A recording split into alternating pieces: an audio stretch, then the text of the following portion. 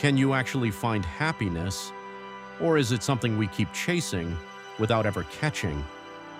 From childhood, we're taught a formula: get good grades, get a good job, earn more money, find the right partner, build the right life. And somewhere at the end of that checklist, happiness is supposed to be waiting. But here's the uncomfortable question. If happiness is something you find, why do so many people who have everything still feel empty?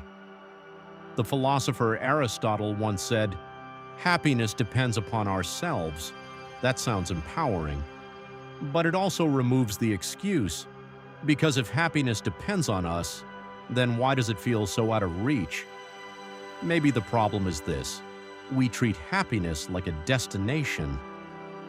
I'll be happy when I lose weight, when I move out, when I earn more, when someone chooses me. But when is a moving target. The moment you reach one milestone, your brain adapts. What once felt exciting becomes normal. This is called hedonic adaptation, the psychological tendency to return to a baseline level of satisfaction no matter what we achieve. That's why the promotion feels amazing for a week. The new phone feels exciting for a few days. The relationship feels magical until routine sets in. Jim Carrey once said, "I think everybody should get rich and famous and do everything they ever dreamed of so they can see that it's not the answer." That's not pessimism, that's reality. Happiness isn't hiding at the end of achievement, so where is it?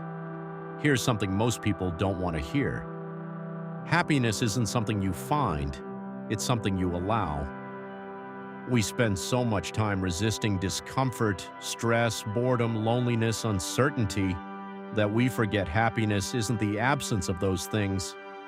It's the ability to experience life without constantly negotiating with it. The spiritual teacher Thich Nhat Hanh said, "There is no way to happiness.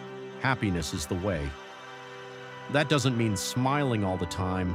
It means this: happiness isn't a reward at the end of suffering.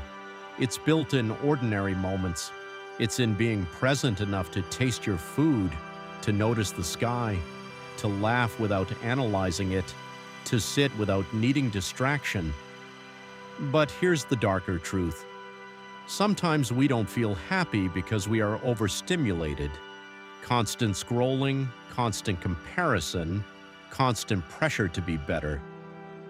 Your nervous system never rests long enough to register calm, and without calm, happiness feels impossible.